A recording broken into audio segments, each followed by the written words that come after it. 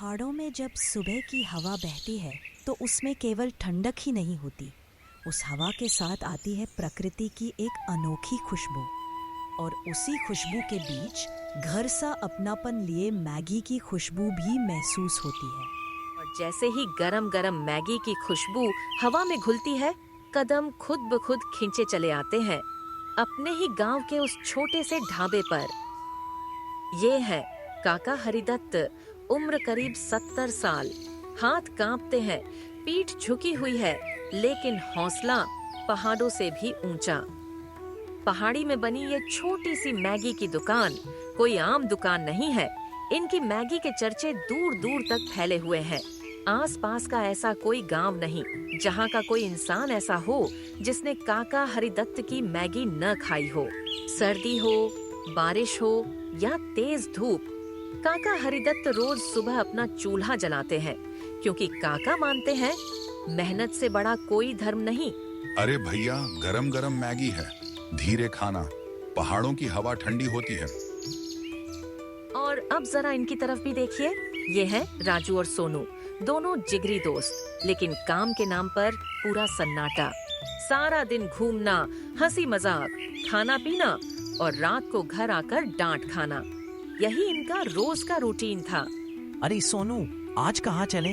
कहीं भी चल यार, बस काम वाम की बात मत करना।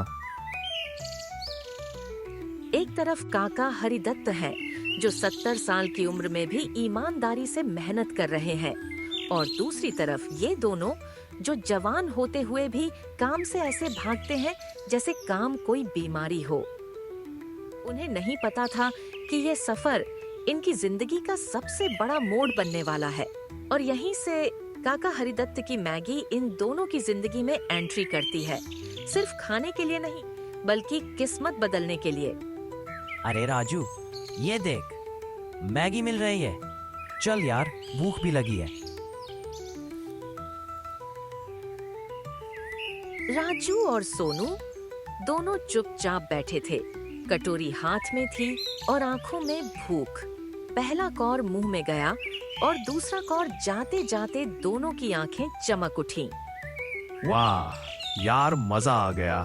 क्या मैगी है ये! सच में यार, इतनी स्वाद मैगी मैंने आज तक नहीं खाई। लेकिन यार राजू, इतनी मेहनत, दिन भर चूल्हा और कमाई, बस 200-300 रुपए ही होंगे। हाँ यार, इतनी मेहनत और इतना कम पैसा, कोई फायदा नहीं।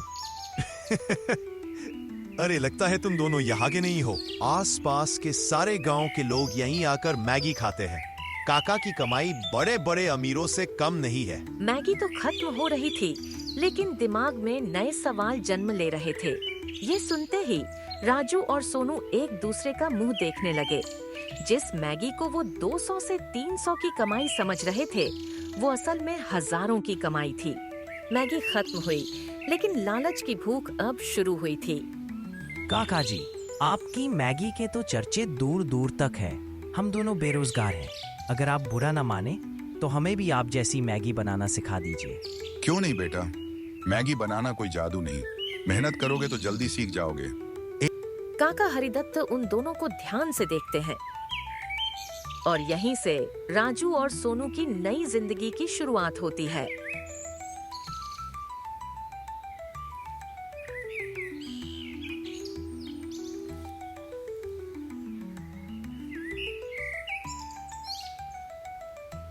राजू और सोनू अपने गांव नहीं लौटे। उन्होंने पास के एक बड़े गांव में मैगी का ठेला लगा लिया। सोचा था बड़ा गांव है, ग्राहक अपने आप आएंगे। बहुत दिनों के बाद उनकी दुकान पर पहला ग्राहक आता है, एक मासूम बच्चा।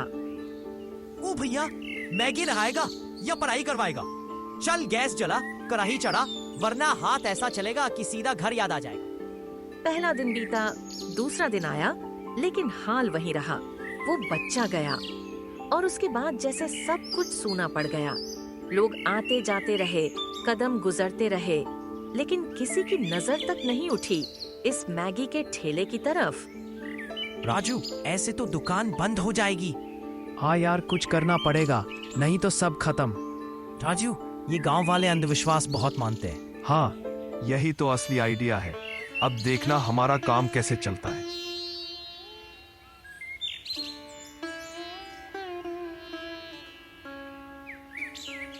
उसी शाम गांव के बीच एक साधु आ खड़ा होता है। सुनो गांव वालों, मैं तुम्हारे गांव का भविष्य देख रहा हूँ। स्वामी जी बताइए क्या होगा। तुम्हारे गांव में एक बड़ा संकट आने वाला है। स्वामी जी हमें बचाइए। अगर बचना है तो रोज उस मैगी वाले ठेले से मैगी खानी होगी। जो नहीं खाएगा वो संकट में फंस जाएगा। डर ने पूरे गांव को जकड़ लिया और अंधविश्वास के आगे समझ हार गई। सारा गांव मान गया। बाबा कालूराम के ऐलान के बाद पूरा सूरजपुर गांव जैसे डर के साए में आ गया। सुबह होते ही राजू और सोनू के मैगी के ठेले पर लोगों की भीड़ उमड़ पड़ी। कोई ये नहीं पूछ रहा था कि सच क्या है। सब यही मान चुके थे कि मैगी ही उनकी रक्षा करेगी। राजू बेटा, एक प्लेट और लगा दो। सोनू, तुम दोनों ने तो हमें संकट से बचा लिया। गांव वालों का धन्यवाद और ठेले पर गिरते नोट राजू और सोनू के लालच को और बढ़ा रहे थे। ऊपर से दोनों भोले बनते, लेकिन मन ही मन खूब मुस्कुराते। सोनू देख रहा है, कमाई सच में आसमान छू रही है। हाँ यार, अब किसी का हिस्सा देने का मन नहीं करता। लेकिन इस खेल का एक और हिस्सा था, बाबा कालूराम। हर रोज शाम को बाबा कालूराम अपना हिस्सा लेने आता। शुरुआत में राजू और सोनू बिना बहस उसे पैसे दे देते थे, लेकिन जैसे जैसे कमाई बढ़ी वैसे वैसे ईमानदारी घटने लगी। एक दिन बाबा कालूराम आया, लेकिन ठेले पर कोई नहीं था। अरे, आज तो दुकान बंद है। पापा ने सोचा शायद राजू और सोनू जल्दी दुकान बंद कर देते हैं। तीसरे दिन बाबा कालूराम दोपहर में ही पहुंच गए। अरे भाई, आजकल जल्दी चले जाते हो क्या? हाँ रमेश, मैगी जल्दी खत्म हो जाती है। तो मेरा हिस्सा कब दोगे? ये सवाल राजू और सोनू को अब चुभने लगा था। रमेश, कल पूरा हिसाब कर देंगे। तुम कल उस गुफा में आ जाना। रमेश को क्या पता था कि वही गुफा उसकी जिंदगी की सबसे बड़ी भूल बन जाएगी। अगले दिन रमेश ठीक समय पर गुफा में पहुंच गया। अब पैसे दे दो, बहुत दिन हो गए। ये सवाल, लेकिन जवाब में पैसे नहीं, हंसी सुनाई दी। पैसे? रमेश, तू खुद ही हमारे जाल में फंस गया।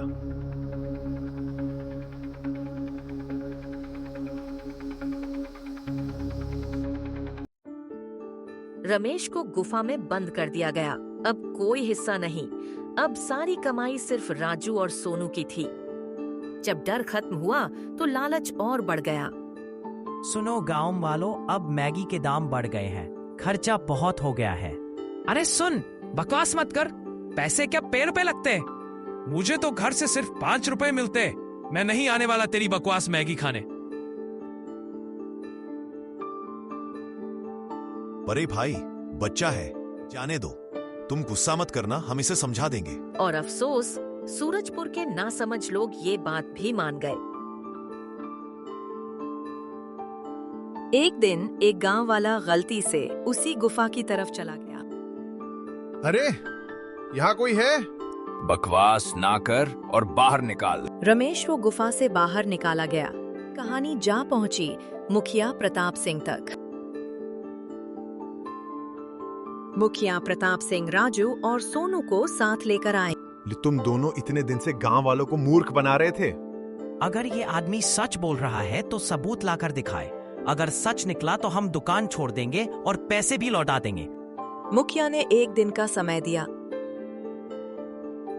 अगली सुबह पूरा गांव चौपाल में इकट्ठा हो चुका था। हर चेहरे पर एक ही सवाल था, सच क्या है और झूठ कौन बोल रहा है। बीच में खड़े थे मुखिया प्रताप सिंह। एक तरफ राजू और सोनू और दूसरी तरफ खाली जगह जहां रमेश को होना चाहिए था। समय बीत रहा था, लेकिन रमेश अभी तक नहीं आया था। देखा मुखिया जी, अगर वो सच्चा होता तो अब तक आ जाता। हम पहले ही कह रहे थे वो झूठा है, आज नहीं आएगा।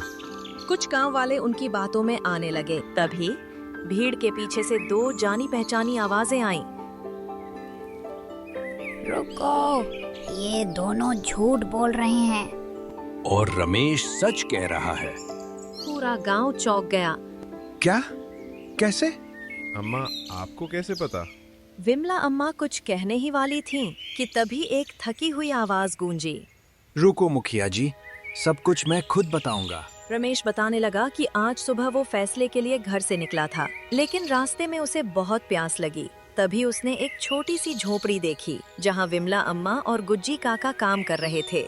बेटा, तुम इतने डरे हुए क्यों लग रहे हो? और तब रमेश ने सारी कहानी सुना दी। ये मैगी क्या चीज है?